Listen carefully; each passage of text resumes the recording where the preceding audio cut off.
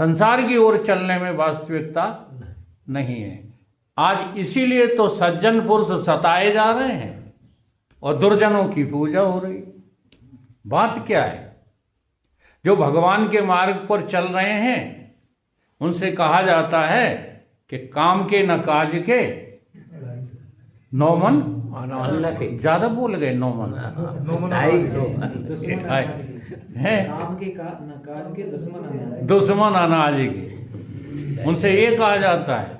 ठीक है, और नेताजी तुम्हारे गांव में आ जाए तो तुम अपने सारे काम धंधे छोड़ करके उनकी घुट्टे बद्दारी के लिए दौड़ पड़ते हो।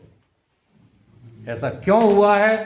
ऐसा इसीलिए हुआ है कि हम जो कुछ भी भगवान की तरफ बढ़े हैं वो अश्रद्धा से बढ़े हैं। अपने दुखों को दूर करने के लिए आगे नहीं बढ़े हैं। दुखों को दूर करने के लिए तो हमें केवल भगवान से प्रार्थना करनी चाहिए, और कोई तुम्हारे दुख दूर कर ही नहीं सकता है। देखो, प्रार्थना का सही अर्थ क्या है? पढ़े लोग भी बैठे हुए हैं, पढ़े लिखे लोग। प्रा माने होता है प्रकृष्ट, और अर्थना माने होते है याचना।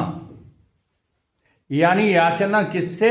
जो सबसे ऊंचा, प्रकृष्ट, जो सबसे ऊंचा है, जिससे बड़ा और कोई है ही नहीं, उससे क्या करना चाहिए? प्रार्थना करनी चाहिए, याचना करनी चाहिए। किसकी याचना करनी चाहिए? चीजों की नहीं, वस्तुओं की नहीं, संबंधों की नहीं। याचना करना चाहिए दुखों की अत्यंतिक निवृत्ति के लिए। उसका नाम प्रार्थना है। उसका नाम क्या है? प्रार्थना है। अब ये जो दुख हैं, पहले इनको समझो कि आते कहां से हैं। हम लोगों को जो कुछ लगता है वो सब संशय से लगता है। दुख कहां से आते हैं? तो एक तो है दुख की निमित्तता, दुख किस निमित्त से आते हैं, और दूसरी चीज है दुखाकार वृत्ति, और तीसरी चीज है दुखों का अभिमान। अब देखो, इसमें दो ऊपर की चीजें जो है न भी हों या हों भी, अगर आप दुख का अभिमानी न बनो तो दुख कर ले हमारा क्या कर ले। समझ में बात आ रही है? निमित्तता क्या है इसको समझो। निमित्तता तीन प्रकार से दुख आते हैं। तीन निमित्त हैं। एक है भौतिक, आदि भौतिक निमित्त। आदि भौतिक निमित्त किसको कहते हैं? कि आप चले जा रहे हो, रास्ते में किसी ने आपकी पिटाई कर दी तो आप दुखी हो गए।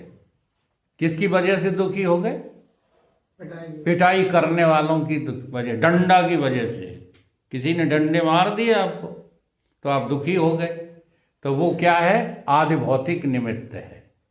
ऐसे ही अर्थ का अभाव, अर्थ का अभाव भी आदि भौतिक निमित्त है। ठीक है। दूसरी चीज है आदि दैविक, आदि दैविक निमित्त दुख का।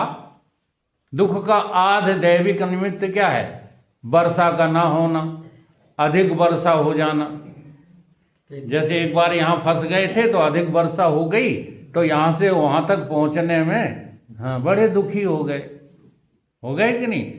रास्ते में सांप भी मिले, जाने क्या क्या हुआ, कीचड़ में चले, कपड़े खराब हुए।